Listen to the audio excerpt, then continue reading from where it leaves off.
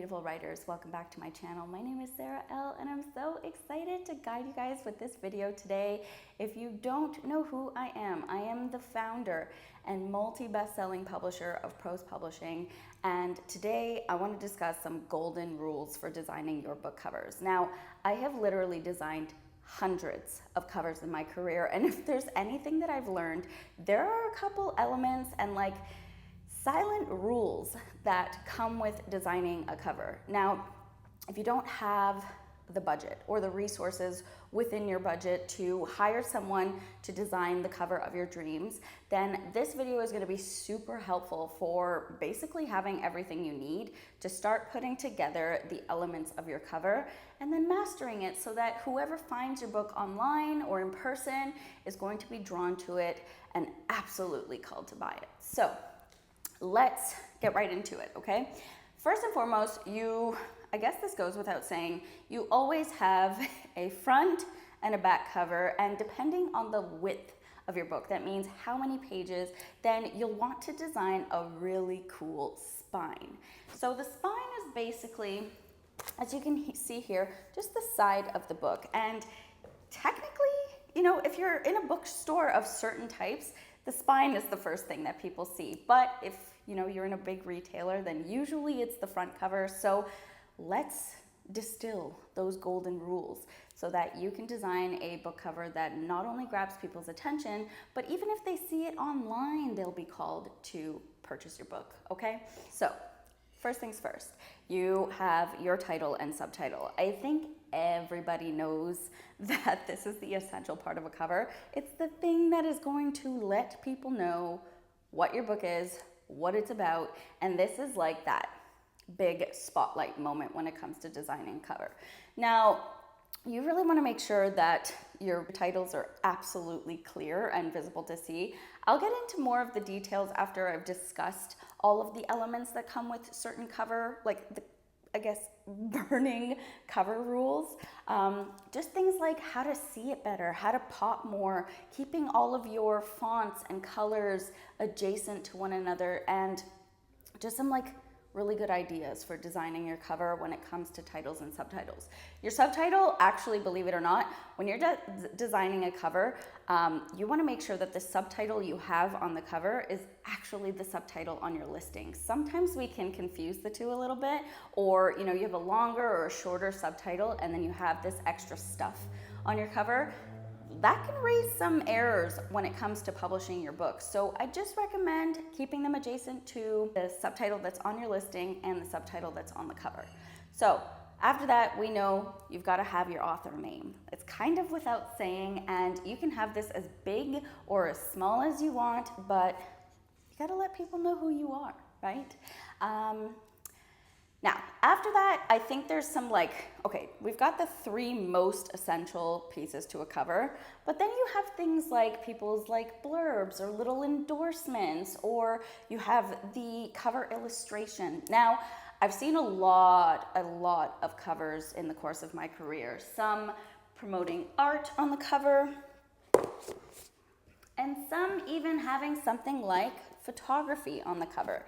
I've had textures, colors, little prints and art covers, photo shoots that people have done. So whatever you choose as your background illustration is not so much going to matter as it has to be coherent. So if you, say for example, are using a picture of you, or you have this really amazing art that you've purchased or commercially licensed so that you can have this on your cover, you're going to want to make sure it doesn't get in the way of reading your title, your subtitle, and your author title.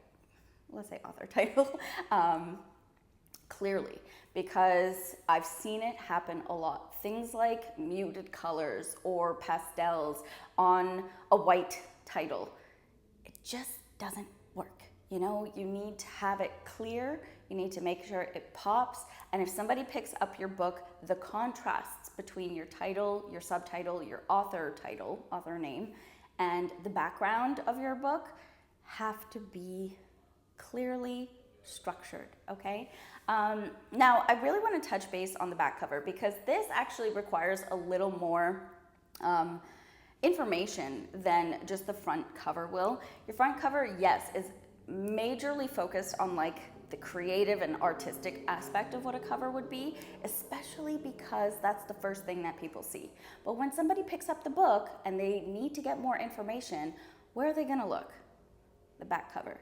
So this is gonna have your pricing, it's gonna have your book description, it's gonna have your mini author bio, and like if you want a little picture of you, and then of course the barcode or other like testimonials and endorsements and things like that, only if the space allows for it. So I'm gonna share just a couple of little covers that I've put together over the course of my career.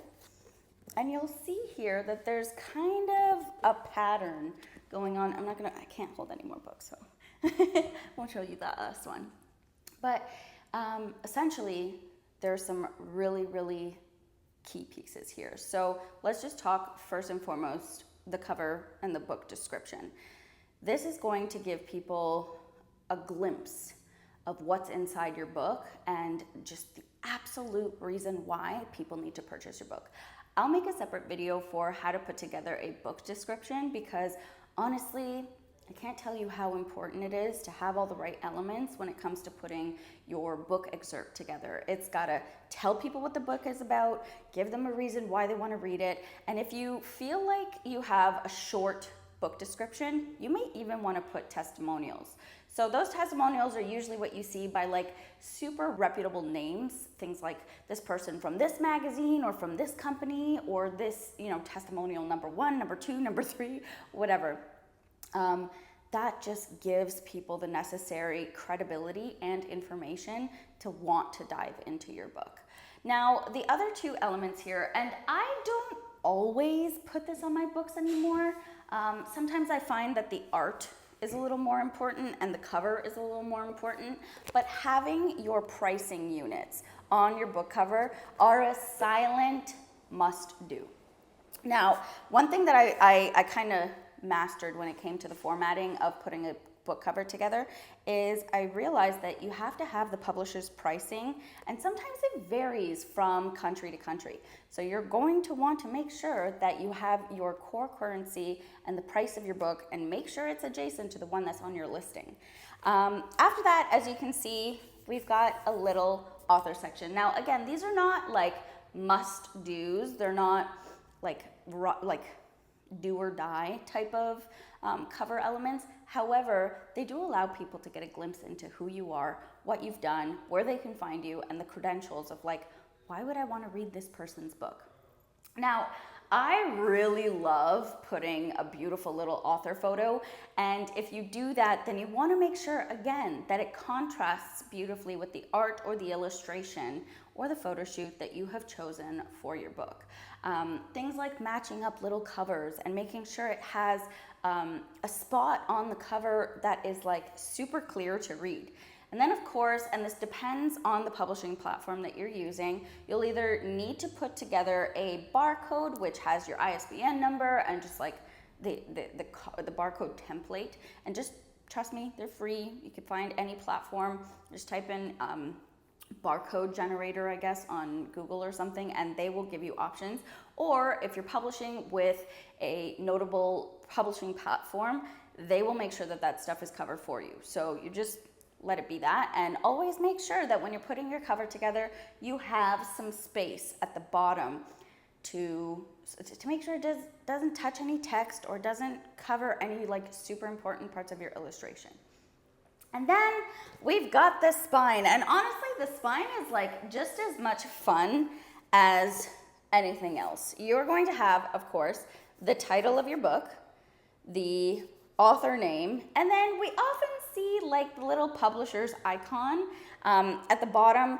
I sometimes play around with all the different, like it really depends on what kind of spine and how much space you have on the spine that you want to play with. So having the author name anywhere, having the title as big or as small as you want it, and then sometimes I play with these little icons. Sometimes it's the P for prose publishing, other times it's a really cool logo that I find is relevant with the book, and you can place it basically anywhere. However, I do recommend if you're working with the publisher's icon that you put it at the top or the bottom. The bottom is more universal of your spine. And one thing you want to remember, so let's get into like more of the logistics really quickly, is you're going to want to make sure that everything plays within the margins. You never want your text to go outside. What you're going to see is the red line. The red line is the forbidden line that is so, if God forbid you are outside of that line, you can kiss that logo or that title goodbye. It will absolutely get cut off in publishing. And so just take my advice for it now. Make sure you stay within the red lines. Otherwise, it'll just like, yeah. So a few really important things that I think I want to tie off this video with is scaling. Scaling your titles and your images in such a way that everything is coherent and again, within the lines. It has happened to me over the course of the hundreds of books I have made and published that my logo or like my title and my subtitle and just my whole cover is a little off-centered. So you're gonna wanna play with that. And of course, when you work with any kind of cover calculator, it's gonna take the book dimensions, how many pages you have, and what you choose to publish in formatting wise, like paperback or hardcover. And it's going to give you the exact dimensions to show you where it's going to get cut off in printing, how it's going to all work out, and please, like I said, stay within the lines. Now, something a little more creative to share with you guys. I may have mentioned this a little bit earlier, just like in terms of contrasting and playing with different designs, playing with different illustrations. It's going to save you so much time if you master these things now. So let's get into the nitty-gritty creative stuff. I will always choose a gradient or textured color over a solid background. Now, if you do choose to work with a solid background, you may want to play with contrasting boxes. I don't really so much have like a core example here, but actually in the back here, the solid color is white and there is a contrasting color. Now, if you play with something that's like, say for example, this was all blue. You would want something, if anything, to just kind of like draw the attention.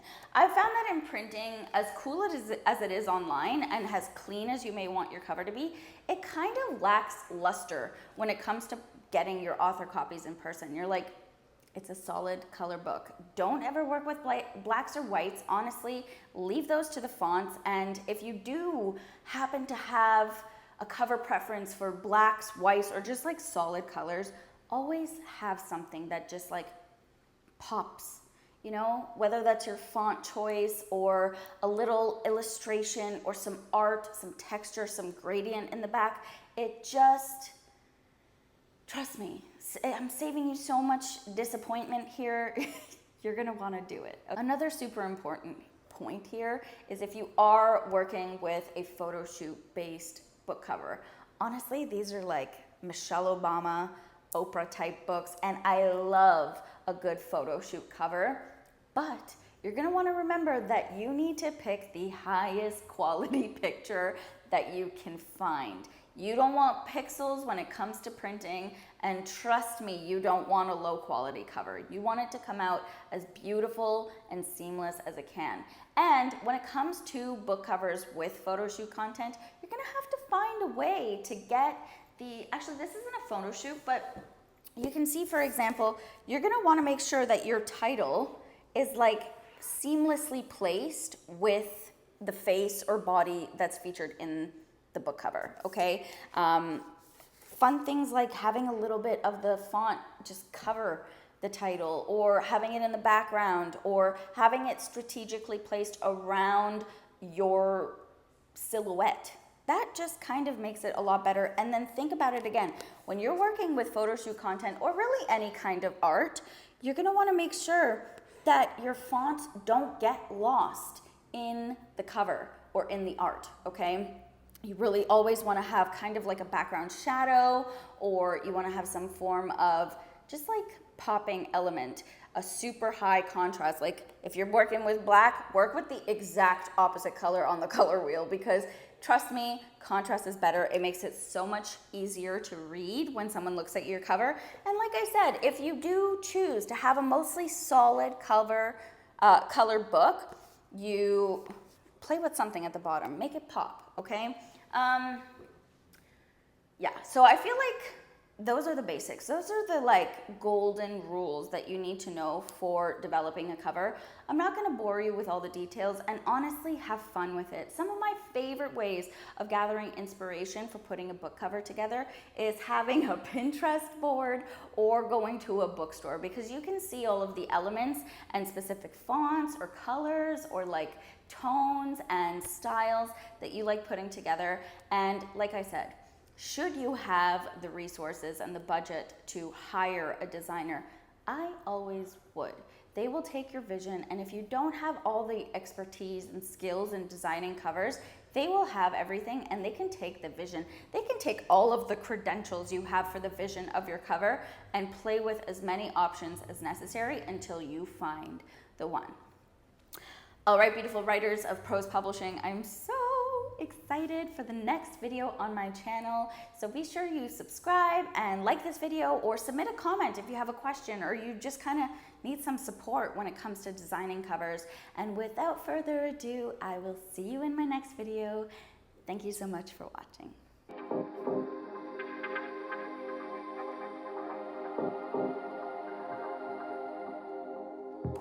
Told you not to worry, but maybe